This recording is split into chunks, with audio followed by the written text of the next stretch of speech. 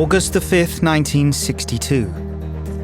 Marilyn Monroe is found dead in her Los Angeles home. The coroner decides that it was probable suicide.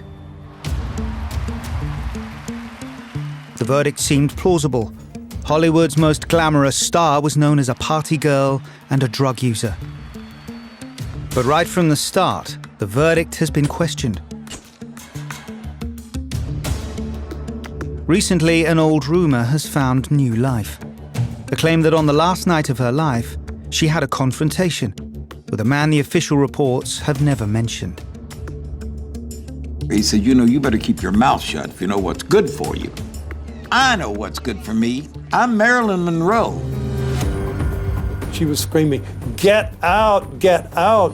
She didn't want to see him again. Her world was really beginning to unravel that night. The violent confrontation ends with Marilyn's murder. If true, these events destroy the reputation of one of the most revered politicians of his generation. Was he capable of murdering Marilyn Monroe or being complicit with it? That's a major allegation. It's shocking. Now, missing evidence from lost tapes and eyewitness interviews tell a very different story of the death of Marilyn Monroe.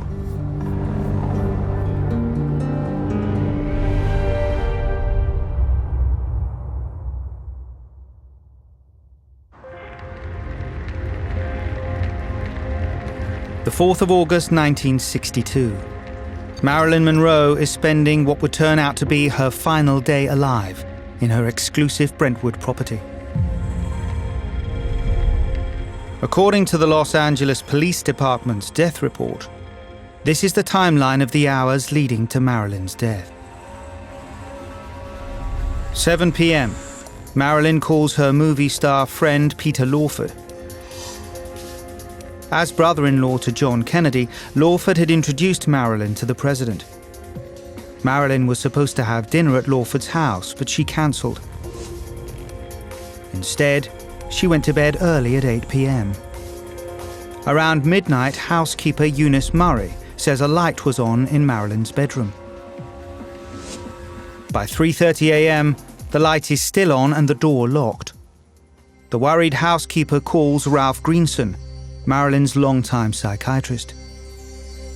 He comes immediately and breaks into her room. The most glamorous woman in Hollywood lies nude, face down on the bed. At 3:50 a.m., she is officially pronounced dead. 35 minutes later, Dr. Greenson reports Marilyn's death to the LAPD. Just hours later, at 10:30 a.m., the official autopsy report declares that the cause of death was probable suicide. In the coroner's opinion, Marilyn had apparently died by taking lethal amounts of sleeping pills. And considering her emotional history, it seemed a reasonable conclusion.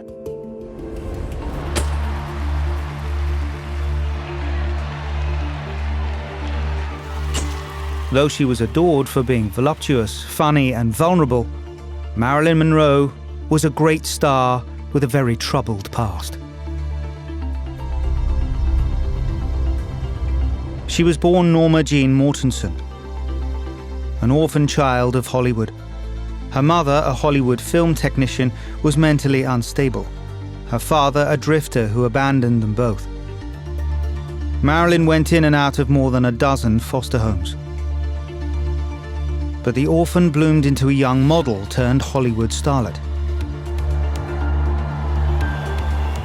Entertaining the troops in Korea swept her to true stardom.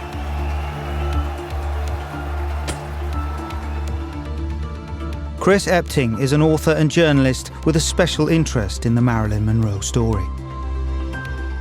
She was extremely ambitious, extremely focused on what she wanted, and very mercurial about it. And that's what I think really drove her in her young adulthood, was that idea, that hunger for success and fame and popularity. She didn't have a mother and father necessarily giving her moral rights and wrongs or anything like that. She was strictly focused on the prize.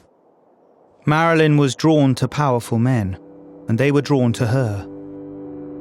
She married Joe DiMaggio, the nation's top baseball player, then Arthur Miller, America's leading playwright. She was a magnet for smart, intelligent, powerful men. They were all drawn to her, and they all kind of came away with different pieces of her. And I think ultimately they left very little, and what was there, couldn't survive the pressures of everyday life. Mr. President, Marilyn Monroe. Marilyn became notorious for her many affairs. But her most remarkable conquests were rumored to be the President of the United States, John F. Kennedy, and his brother, Robert. Imagine if today it was Angelina Jolie having an affair with Barack Obama and the Attorney General, right? This is almost unthinkable. The son of a wardrobe mistress, Darwin Porter grew up in the company of Hollywood stars and Washington insiders, and has written biographies of many Hollywood giants, including Marilyn Monroe. I used to work for Senator George Smathers of Florida, who called himself John F. Kennedy's best friend, and I think he was. And he talked about it all the time, so I was very early hearing about this affair. Her appearance at JFK's 50th birthday celebrations may have been the first time the public guessed at their affair. Professor Robert Watson specializes in the history of the presidency. He thinks the rumors ring true. Kennedy was absolutely reckless. I mean, it was not uncommon for him to have multiple different women a week while in the White House. Who had time to govern? One's liable to ask. Prostitutes, secretaries. He had an affair with this teenage intern at the White House. And this we're very confident on. So Kennedy could be extremely reckless. Does that mean he had the affair with Marilyn Monroe? No. Does it mean it's possible, even probable he did? Yes. It fits the bill. By 1961, Marilyn seemed to be riding high. But the truth was more tragic. After 3 divorces, 3 miscarriages, and countless broken affairs, she suffered from serial rejection. Marilyn fell in and out of psychiatric clinics, ever more reliant on pills to keep her going. She couldn't sleep at night. She would wash down the pills with champagne. It was difficult to get her to wake up in the mornings. Marilyn's private troubles spilled over into her professional life. She became so unreliable that 20th Century Fox fired her off her final film, appropriately called Something's Got to Give. After her Hollywood studio rejected her, those close to Marilyn said she looked to the president to commit to their relationship. She had it in her head, in this maybe slightly drug-addled and booze-addled head, that he was going to leave his wife for her, the First Lady, and that Marilyn maybe would become the First Lady. I mean, it's kind of out there, to say the very least. Recent biographies assert that Marilyn's ambition alarmed the president. He stopped returning her calls. Close friends claim that the rejection drove Marilyn to threaten to go public with their affair, a threat that would ultimately lead to her death.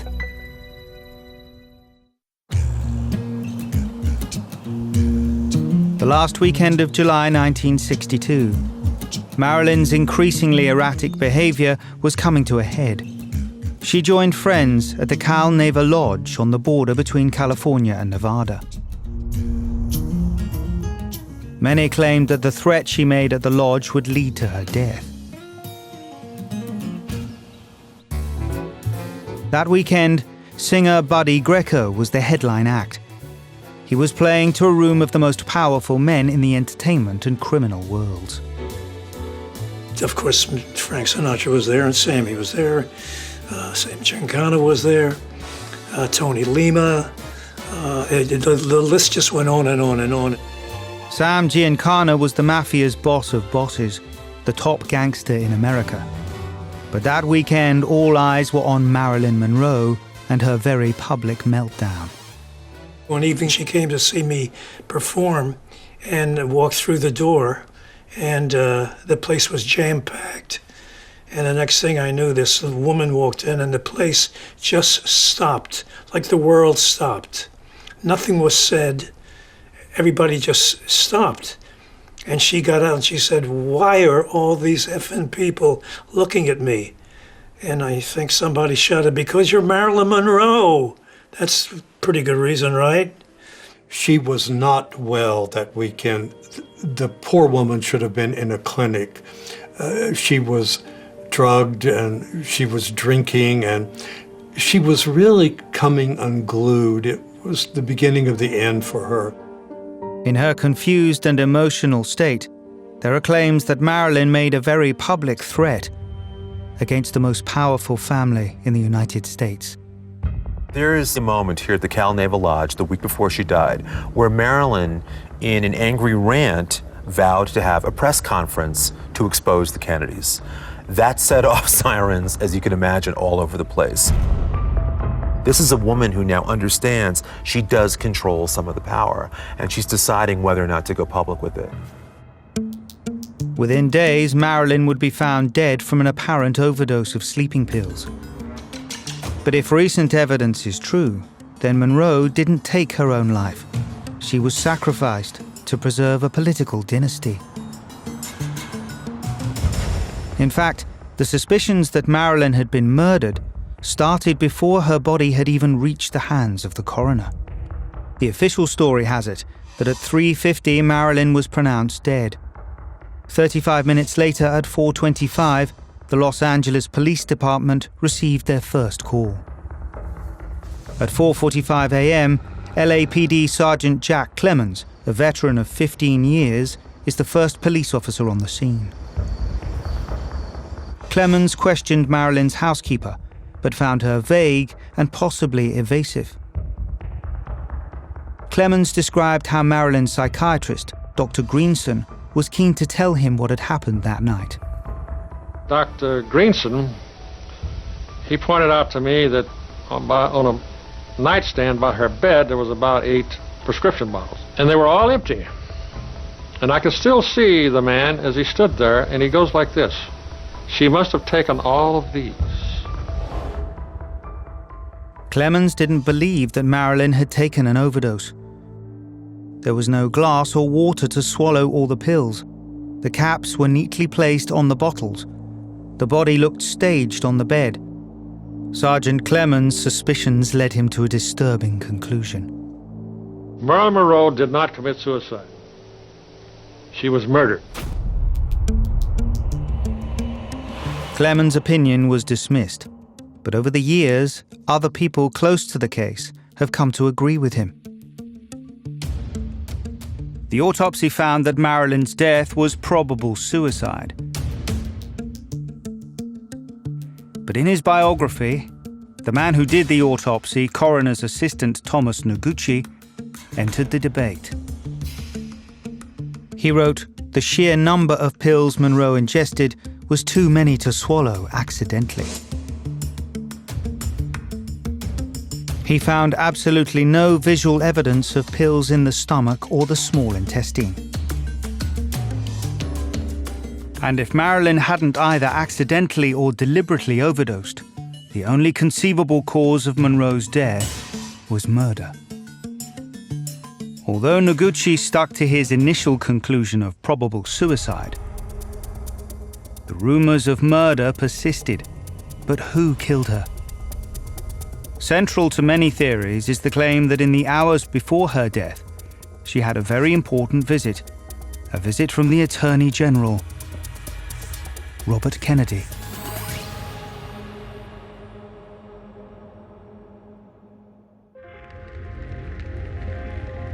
The official timeline of the last day of Marilyn Monroe's life makes no mention of a visit by Kennedy. Despite being the most important lawman in America, rumors that Bobby had been seen at Marilyn's home started within hours of her death.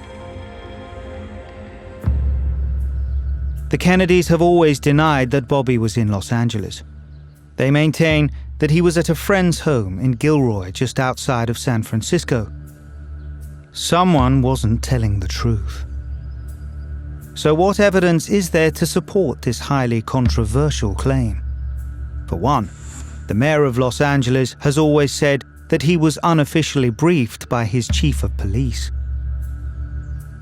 Chief Parker told me confidentially that Bobby Kennedy was supposed to be north of Los Angeles, some city, making a speech, but that actually he said he was seen in the Beverly Hilton Hotel in Los Angeles. I think there is clear and compelling evidence that places Bobby Kennedy in Los Angeles, not just the night of Marilyn Monroe's death, but the day as well.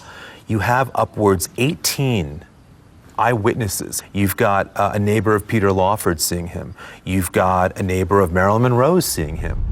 Marilyn's housekeeper, Eunice Murray, for many years never said anything about it, but in 1985 suddenly came out with the fact that categorically Bobby was at Marilyn's house that day.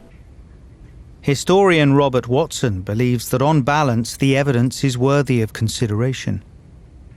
You don't just have one eyewitness, you have multiple.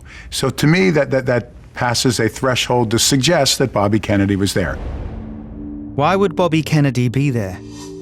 Probably to talk Marilyn out of going public about their relationship. But there was something else. Close friends to Marilyn claim that she kept a journal, a potentially incendiary memoir that has become known as her Red Diary. First of all, according, to Marilyn, this would have logged all the details of her affair with the president. And so that would have just blown everything wide open. If she's threatening that she's going to go public with this Red Diary in a press conference for the whole world to know, this would have been dynamite. The existence of the diary is controversial. Many critics have challenged the fact that Marilyn Monroe did not keep the Red Diary, the famous Red Diary, that allegedly no one has ever seen. But there are many people close to Marilyn who did see the diary, including her masseur, who bought it with her on the streets of Manhattan in a stationery store. Now, this man says he has evidence that not only corroborates the diary, but also shatters the official version of Marilyn's death.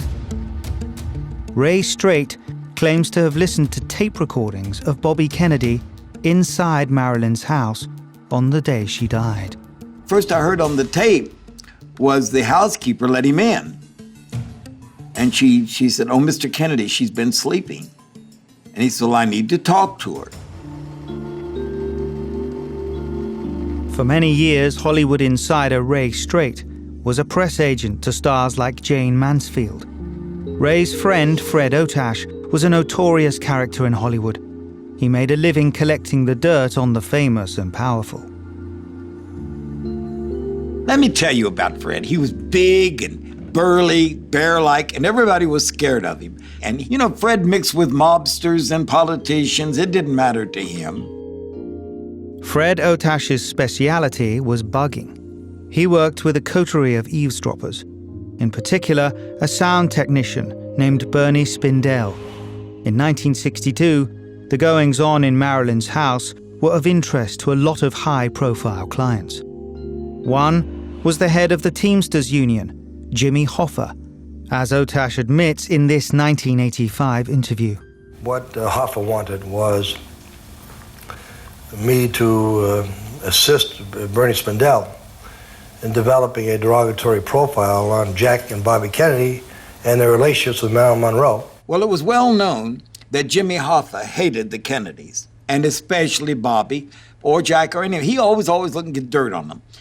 So Hoffa, he offered Fred a deal, and a very big deal, plenty of money, if he could wire everywhere that the Kennedy boys went.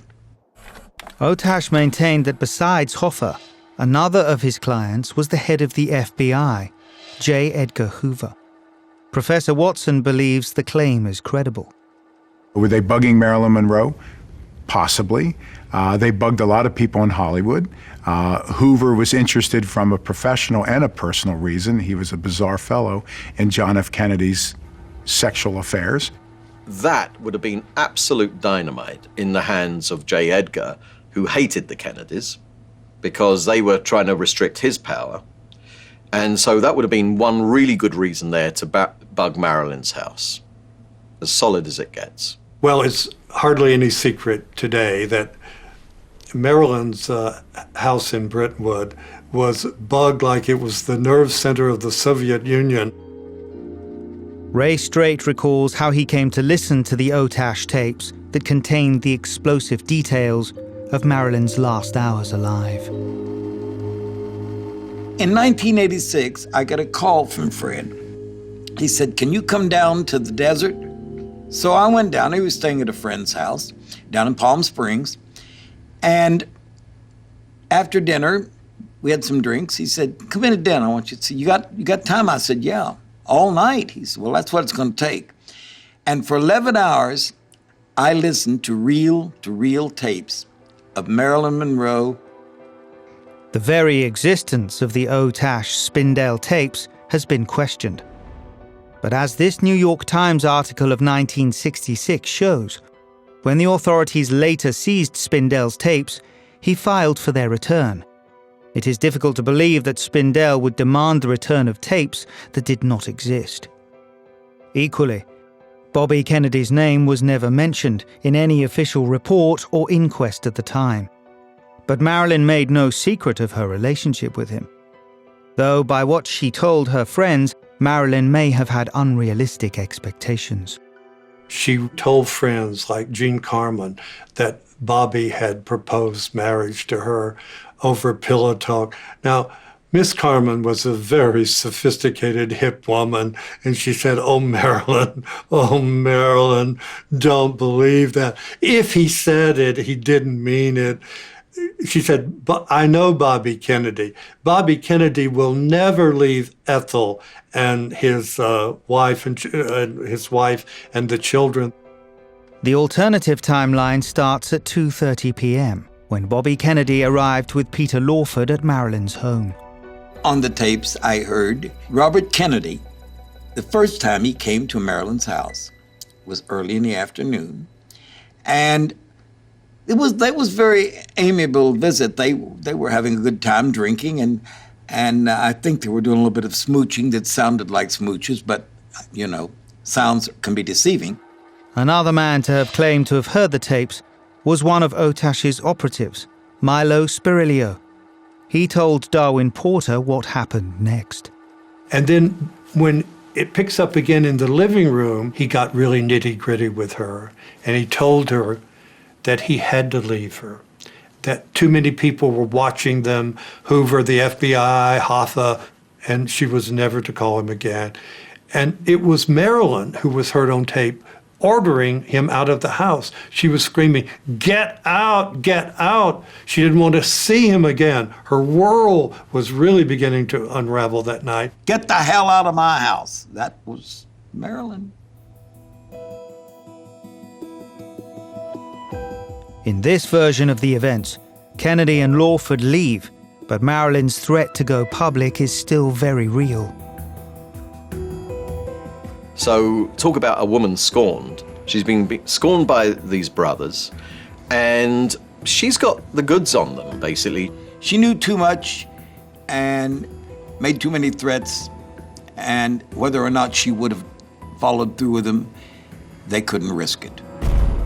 When Bobby Kennedy left Marilyn's house at 2:30 in the afternoon, she was very much alive. But according to the Otash tapes, Bobby would return to look for the infamous Red Diary. Crucial missing evidence may provide the proof that Marilyn was murdered.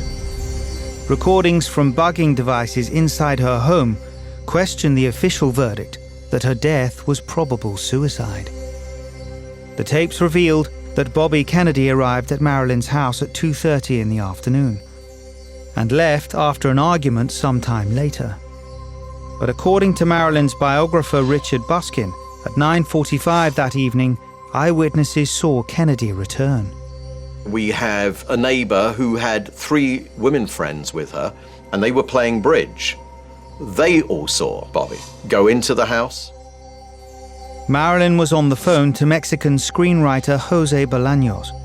He recalled how the conversation ended. She heard some noise coming from the guest cottage, so she said, I'll be back, I'm just going to check this out. She never did come back on the line. Ray Straight claims to have heard a confrontation on the Otash tapes between Marilyn and Kennedy, and 2 of his aides searching for her red diary in the guest house. So Marilyn comes into the scene, you can hear her, and she's been drinking, and her voice was kind of slurred. She wanted to know, what are you back here for? I thought you were leaving. And they had a conversation, and she said, oh, you people just use me. That's all you want to do is just use me. You don't care about me. You just use me, and I'm tired of being used. Those were her exact words. I'm tired of being used. And let me tell you something, Buster. What I know would make the headlines. And Bobby Kennedy told her, he said, you know, you better keep your mouth shut if you know what's good for you. I know what's good for me. I'm Marilyn Monroe, and you're not messing. She didn't use the word messing. She used the F word with some extra here. And he says, I know who I'm dealing with, but you don't know who you're dealing with. Marilyn got really hysterical with Bobby. Then Otash heard Bobby saying, give her something to calm her down, which is when things really turn to the dark side in this story. You could hear them smother, be careful with the pillow, watch out for the shot. And I'm not sure if that was somebody be giving a shot or what was going on, but it was obviously that she was being smothered. Now that Marilyn has been sedated, Bobby and his henchmen basically are free to ransack Marilyn's house. And so they start rifling through everything, looking manically, frantically for this red diary. By 10:30, they've turned up nothing. So now they're really desperate and mostly wondering what they're going to do next. Supporters of this version of events conclude that Kennedy left the house without the diary, and that Marilyn was unconscious but still alive. She and her red diary were a very real danger to the Kennedys. Around 10:35, Eunice Murray reappears at Marilyn's home with Marilyn's handyman. They see Marilyn lying there, comatose basically, at which point they do the right thing. They contact an ambulance, and they also contact Dr. Greenson. Ralph Greenson was one of the most respected psychiatrists in America. The man Marilyn relied on more than anyone in the world. But before Greenson could get there, an ambulance crew stationed just a couple of minutes away were the first on the scene. Ambulance man James Hall becomes a key witness to the crucial events that follow.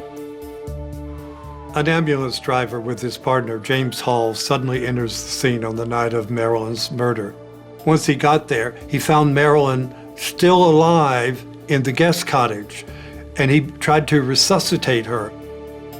James Hall didn't see a copy of the autopsy report until 1982. When he did, he realized to his horror that the report didn't match his memory of the event. He began to think he'd been a witness to murder. So the tube down her throat, and according to James Hall's later testimony, colour started coming back to her face. She was reviving. Just as Marilyn was coming round, Hall says her psychoanalyst Ralph Greenson arrived and took over, some 4 hours before the time he would admit to arriving in the official report. Dr. Greenson shows up and instantly announces that they've got to stop the resuscitation. He opens his case and pulls out a hypodermic syringe with this absolutely huge heart needle. I mean, no doctor, no psychiatrist would be walking around with that kind of equipment in his bag. It just doesn't happen. James Hall says that 3 people then arrived. Peter Lawford, Bobby's brother-in-law, Pat Newcomb, Marilyn's publicist, and LA detective Marvin Iannone, an LAPD officer who had worked closely with Bobby in the past. The ambulance attendant, James Hall, is presuming that the shot that Dr. Greenson's about to administer is actually adrenaline to revive her. What he's really perturbed by is the manner in which it's administered. In this 1992 interview, James Hall recounts what Dr. Greenson did next. He took a pharmaceutical bottle out of his doctor's bag that's kind of a little rubber stopper on the top, and filled the syringe from that. And he counted down the rib cage, pushed her breast to the side, and stuck the needle into her chest. Although he did it wrong, it was at an angle, and the needle stopped. Instead of backing it out and starting over, he just leaned on it, and it went snap, and it broke her rib. And he just shoved it right into her heart. Hall maintains that within a few moments, Marilyn Monroe was dead. And then the doctor put the stethoscope on her chest and said, "You can leave, I'm going to pronounce her dead." And I was sick. I mean, we had her saved. So. If true, Hall's allegations are deeply shocking. From the moment he first made them, Hall was dismissed as an attention seeker. Yet throughout his life, he stuck to his story. Something I'd like to add about James Hall is that he's the only one of the eyewitnesses who took polygraph tests. He actually took 14 polygraph tests, and he passed every single one with flying colours. So again, this adds credence to his story that he witnessed Dr. Greenson murdering Marilyn Monroe. He passed every test. I know that's not conclusive, but everybody else was lying. And the thing about Hall, he didn't have any reason to lie. He didn't know Marilyn, he wasn't connected with her, and I believe his testimony. Many of the eyewitnesses to Marilyn's death stayed quiet at the time, but once the Kennedy brothers were dead, their stories changed. Independently, they all moved in that direction towards the fact that Marilyn Monroe had been murdered. And why would they have not said that in 1962? The reasons are clear: reprisals. 3 of the 5 people present that night eventually confirmed that Greenson was with Marilyn when she died. If Greenson did administer a fatal shot directly into Marilyn's heart, what possible reason could he have had for killing her? In the month before she died, Greenson and Marilyn saw one another every day.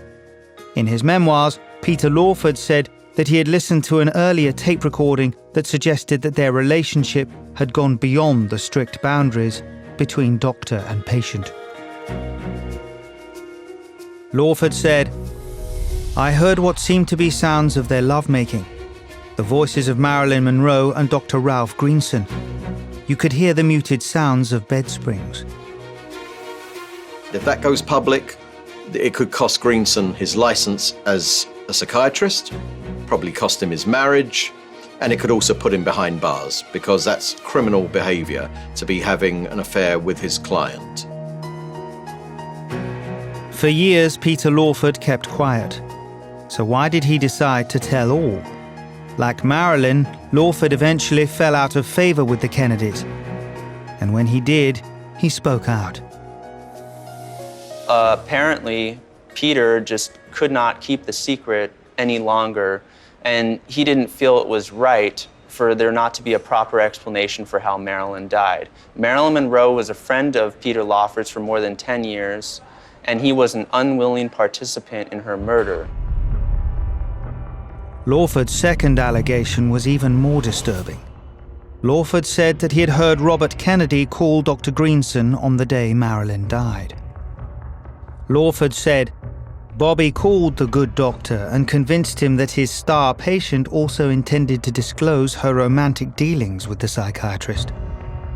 Marilyn has got to be silenced," Bobby told Greenson.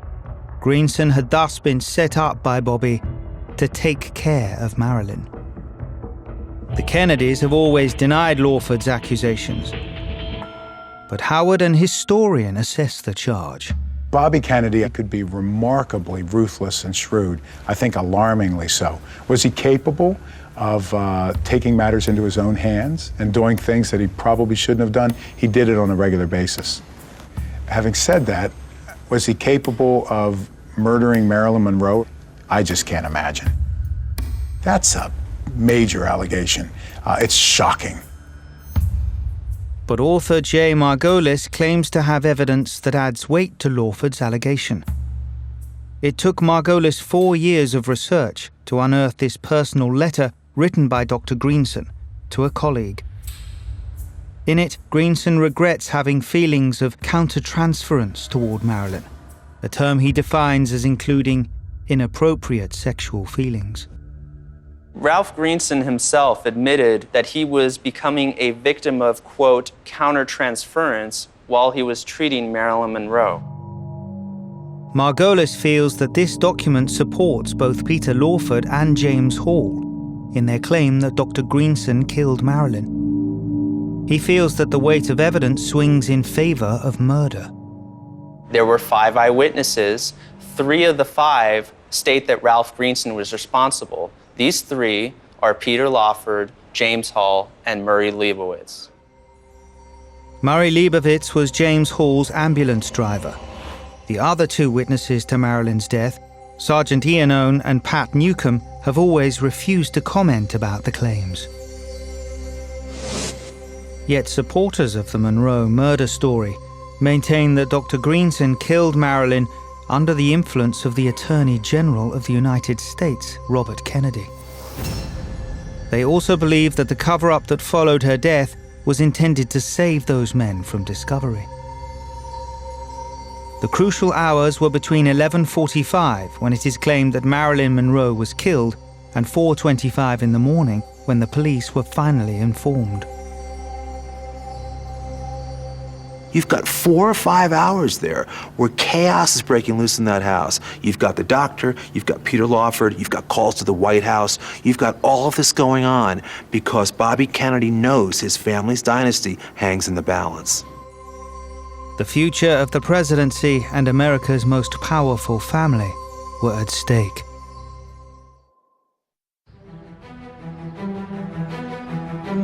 Three eyewitnesses and the lost Otash tapes indicate that Marilyn Monroe was murdered. If so, how did her killers get away with it?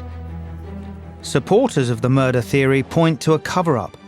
They say Greenson and Lawford tried to get Bobby Kennedy safely out of Los Angeles, a claim attested to by a very credible witness.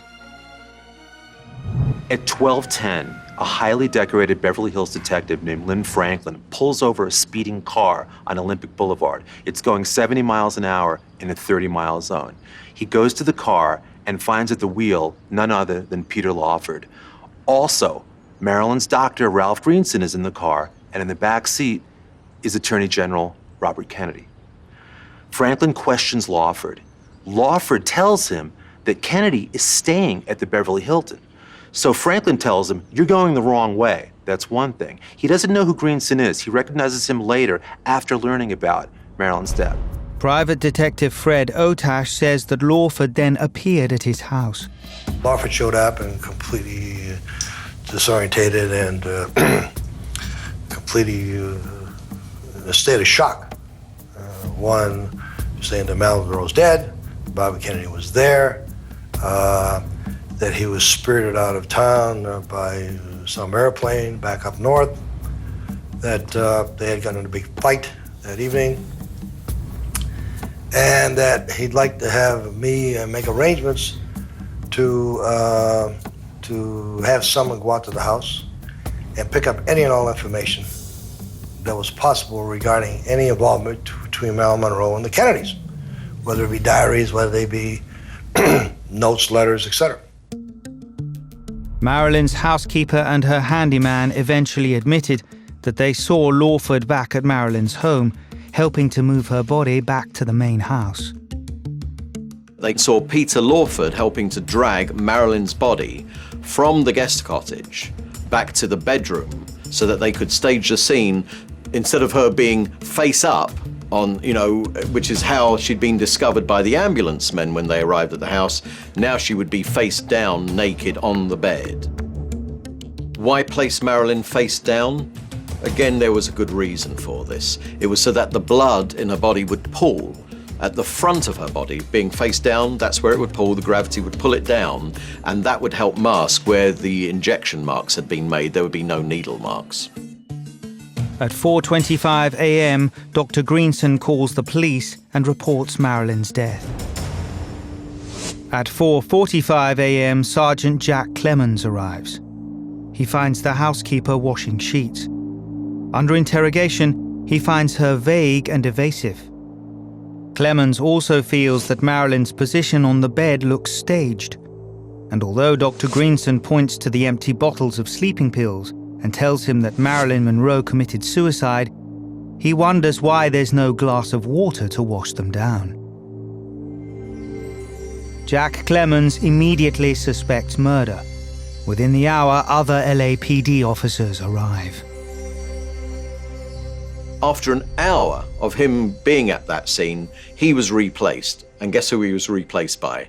Sergeant Marvin Iannone, the man who had shown up with Peter Lawford and Pat Newcomb to witness the goings-on that night.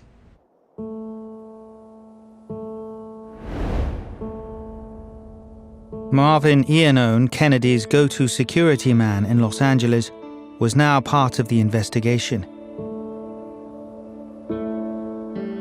And all of a sudden now you've got such a massive cover-up going on that you have police involved who were good friends of Bobby Kennedy's.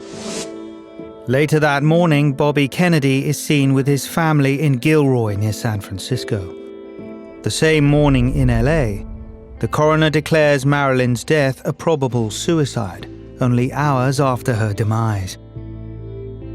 When Assistant Coroner Thomas Noguchi requests toxicology tests to establish the precise details of her overdose, he is told her organ samples have been disposed of.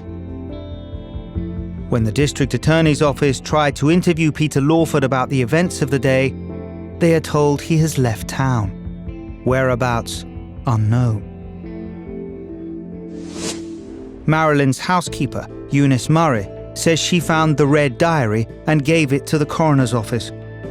The deputy coroner's aide insisted that a diary was handed to him and that he locked it in a safe overnight. But that the next day, the diary had disappeared. Then in 1982, the re-examination of the case rejected any possibility that the diary ever existed. Fred Otash hid the tapes that Ray Straight heard. But when Otash died, Straight claims that these too vanished. When Fred died, the CIA or the FBI or both, he had a house in Hollywood, one in Miami, and one in Cannes. All three were immediately sealed and cleaned out. Everything Fred had. 50 years after her death, 2 boxes of Marilyn's letters and notes were found in the home of Marilyn's acting coach, Lee Strasberg. In them was a letter written just days before she died. She wrote, "As far as I'm concerned, the happiest time of my life is now. There's the future, and I can't wait to get to it."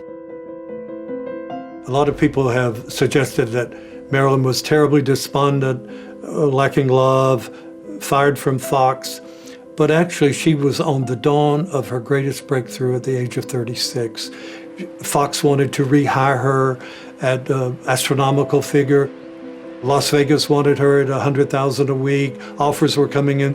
You see how the story was turned around. It looked as if, well, she must have been suicidal. She'd been fired, her career was in tatters. It was actually the total opposite. But the studio didn't admit to that for many, many years. By then, Marilyn's suicide had become the accepted story.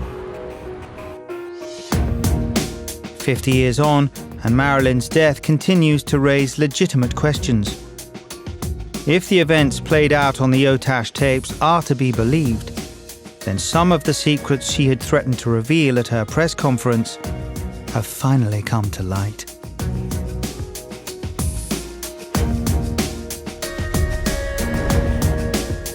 Wow, more secrets are revealed tonight here on Channel 5, but it's the villainous world of Gotham that's hiding them. Stay right where you are. The new series continues in just a sec, right after a quick news update next.